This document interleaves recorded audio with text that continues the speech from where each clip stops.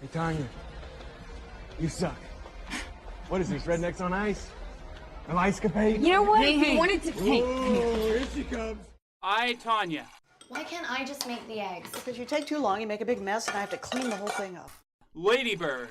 The nickel is for the colonial ships. Closest any of them or any of us is gonna get to that grand life off-world. Blade Runner 2049. These three movies all had one thing in common. They were all masterpieces of some variety, and they were all among the best 10 films that 2017 had to offer. Today on the Magnus Harbinger, we are going to be counting them down from 10 to 1. And welcome back to the Magnus Harbinger. I'm your host, Jeff Turner. And we're finishing up our 3-part series on the 10 best films of 2017. In case you missed the other 2 parts, we went over 9 movies in total, 2 honorable mentions, and numbers 10 through 4. The 2 honorable mentions were Logan and Star Wars: The Last Jedi. Counting down the list, it was John Wick Chapter 2, Detroit, I, Tanya, Lady Bird, Get Out, Raw, and Baby Driver.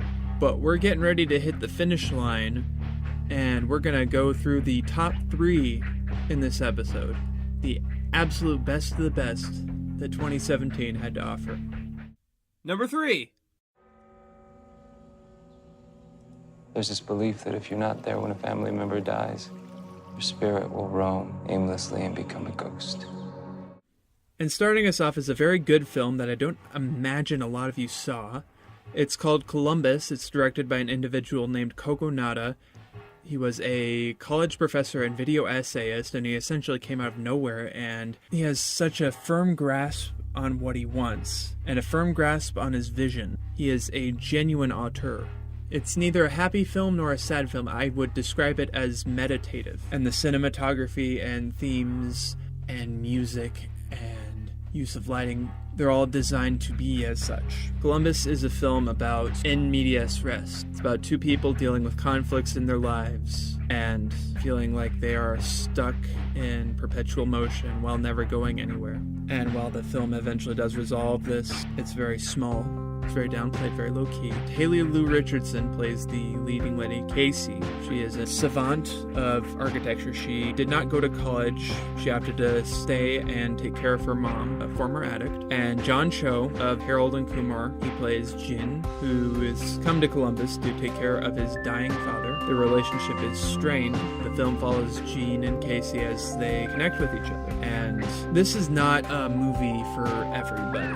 It's very, very, very art house. But if you vibe with it, you really vibe with it. So very rarely are they a spiritual experience, and I would say Columbus is a spiritual experience. I am actually an Indiana native. I lived in Indianapolis for 17 years of my life. I've been to a few of the small towns. I've been to South Bend. I've been to Fort Wayne, cities like that. I actually had never been to Columbus, but from my experience with these small towns, they feel like a dead end, which makes it a very dynamic choice for the themes that this movie represents, and I would strongly recommend giving it a shot. Richardson is terrific. She was great in The Edge of 17 last year, a soon-to-be classic. She didn't register in Split, Shyamalan's latest, but she is excellent here. She has a certain control over her performance, especially at her age, at her stage in her career. She has a certain mastery in her craft that few can attain. John Cho is fascinating as a romantic lead. Like, he's like an intellectual leading man. He's very suave, very managed, and very natural.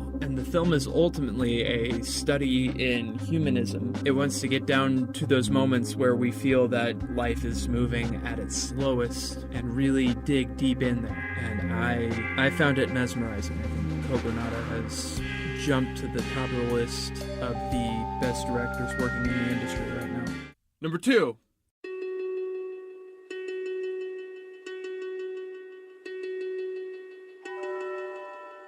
You can sew almost anything into the canvas of a coat. Paul Thomas Anderson is one of the greatest filmmakers of his generation. His film There Will Be Blood is a perfect movie in every respect, and it astounds me every time I watch it. Every shot, every choice, it is just right. Anderson was making good movies prior to There Will Be Blood, of course. Boogie Nights is another masterstroke, but he really found his voice when he began collaborating with Johnny Greenwood, as we've seen with There Will Be Blood and The Master and Inherent Vice and his latest film, Phantom Thread. Phantom Thread is a movie that you don't expect to be as good as it is, but it hits you like a surprise punch to the face. It's psychological, it's odd, it's romantic, it's creepy, it makes you feel all these things at once, and the acting is magnificent, the direction is meticulous. You know, Anderson actually did the cinematography. I don't know whether this was his first time or not, but he's quite remarkable. Daniel Day-Lewis is Reynolds Woodcock, a fashion designer in the 1950s. It's unlike any other performance he's given. He's usually got some scenery to chew. He likes chewing that scenery. But here he sounds like he does when he's not inhabiting a character, but at the same time he does not feel like Daniel Day-Lewis. It's one of his most subtle performances. Vicky Krieps plays Alma, who falls in love with Woodcock and begins a relationship with him, or a mentorship. And it's a star-making turn. I had not recognized Krieps from anything before this. I discovered she was in Hannah, which was a movie I really dug, and I would encourage you to check that out. But she really didn't show up often on my radar. It's a shame she didn't get an Oscar nomination. It would have been well deserved. And a turn that did get nominated and deserves it, and is probably subtle enough that you might not notice, is Leslie Manville. She plays Woodcock's sister, and I like the way she chews into her lines. It's almost like she's biting you every time she says something. Like she says in one of my favorite scenes in the movie, "I will go right through you," and that demonstrates her performance very accurately. At the center of Phantom Thread is its psychology. This is a movie about gender roles and about the dynamic between men and women, because as the film progresses, it becomes quite clear that Woodcock is abusive, at least on an emotional level. And then the script flips, and the dynamic changes in ways that you don't expect. And the way the movie ends, it does not feel quite the same as it did when it began. Like, it's a period piece, but it's not a period piece, to use air quotes. I shouldn't have been surprised that Paul Thomas Anderson made another great movie, but I was. Phantom Thread is absolutely one of his best, and it comes out on DVD pretty soon. You should check it out. Number 1.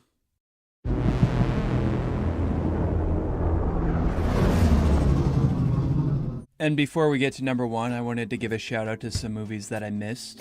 I did not see Nocturama. It never became accessible to us in the US, and I didn't get around to seeing The Florida Project either, which I know a lot of people love. But my number 1, no film this year gave me more faith in cinema than Blade Runner 2049, and it was a sequel. That was the astonishing thing. Blade Runner is my favorite movie. It's been my favorite movie for a very long time, and when this sequel was announced, the assumption was that it was just going to suck, whether Ridley Scott was involved or not. And eventually, with Ridley Scott's current track record, it became clear that it would suck, especially if Ridley Scott was involved. But Denis Villeneuve, director of Sicario, which is another great movie, he came in and he made something of this. Blade Runner 2049 is a film that takes its time, but you never feel its length. It's a bona fide epic. It cements the star power of Ryan Gosling. And while the acting is great from Gosling or from Harrison Ford, who for the second time since the turn of the millennium